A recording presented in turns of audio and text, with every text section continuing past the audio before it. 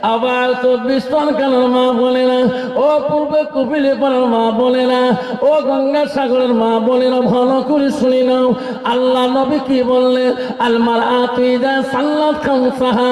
আমার নবী বলে কোন একটা মহিলা যদি 5 ওয়াক্ত নামাজ পড়ে, ওয়াসামা শাহরুহা, ওই মেয়েটা যদি রমজান মাসে রোজা করে, ওয়াসানা ফারজাহা, ওই মেয়েটা যদি পর্দায় পুশিদাই থাকে, আবার নবী ওয়াতাত বালাহা, ওই মেয়েটা যদি স্বামীর খেদমত করে, নবী বলল ফাঁকা দেখুল মানায়ুম আবু বাবিল জান্নাতিল সাত।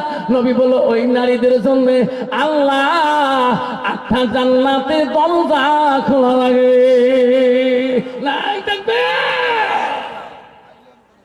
কিন্তু বাবা বর্তমান যুগে ডিজিটাল নারী চেনা যায় না মুসলমানের মেয়ে, যেরকম ঠিক না ঠিক। মুসলমানের মেয়ে বলি বর্তমান যুগে চেনা যায় না। রাস্তাঘাটে যাবেন, তোমাদের 24 আসামে আছে বাবা, রাস্তা দিয়ে গেলে চেনা যায় না মুসলমানের মেয়ে। আল্লাহ একদম লিপস্টিক ফিপস্টিক আরো কত তিস্তি ওট পরে ছুটবে আরো কত পালি, রাস্তা দিয়ে গেলে চেনা মুসলমানের মেয়ে বলি চেনা যায় না। চেনা যায় না যে মুসলমানের ঘরে জন্ম নিচ্ছে, যেরকম ঠিক না ঠিক।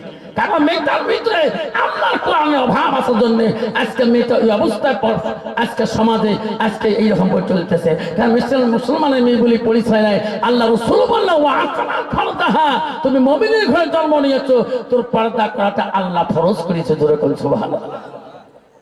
আমার মা বলে না, ও কপিলা পাড়ার মা বলে না, অপূর্ব কপিলা পাড়া মা বলে না, শুনে রাখো মা, জান্নাত যদি যাইতে চলনা, ও মা আল্লাহ রাসূল ওয়াতাত বালাহা, তোমার স্বামী যখন বাড়িতে যাবে তোমার স্বামীর দিকে একবার তাকাবা। ও মা তোমার স্বামী যদি খুশি হয়ে যায়, রাসূল বলল ওয়াজাউজুহা আনহা রাদিন, তোমার স্বামী তোমার উপরে রাজি খুশি হয়ে গেলে আমার নবী বলল দাখালাতিল জান্নাত, ওই মেয়েটা সর্বপ্রথম জান্নাতে প্রবেশ করবে। নাই থাকবে। কত বাবা বর্তমান যুগের নারী স্বামী বাড়ি গেলে কোনদিন স্বামীর দিকে তাকায়, মুস্কি হাসি দেয়, স্বামীর হাত ধরে মোলাকাত করে? আল্লাহ ডিজিটাল নারীরা বাবা, বর্তমান যুগে দামনার নারীরা স্বামী বাড়ি গেলে স্বামীর দিকে তাকায়ও না ভালো করি, স্বামীর সাথে ভালো করে কথা বলাও জানে না, যেরকম ঠিক না ঠিক। কেন বাবা? ওই মেয়েটার ভিতরে এলে দেওয়া ভাব।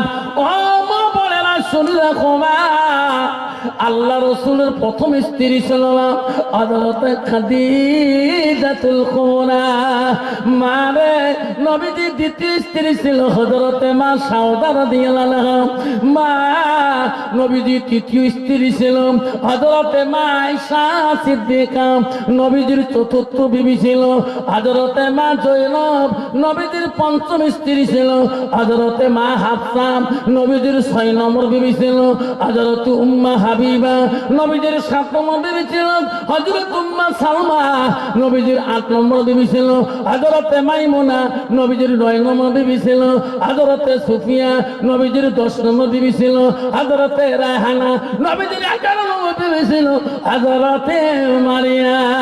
ও মা বলেরা, নবীজির জীবনে করতে গিয়ে 11 জন বিবি জীবনে চলে যায়, এমন একটা বিবির দ্বারায় নবীজির জীবনে কষ্ট হয় না, যেরকম সুবহানাল্লাহ। বলতো বাবা বর্তমান যুগে জামানায় নারীদের দ্বারা স্বামী কষ্ট পায় না, না পায়?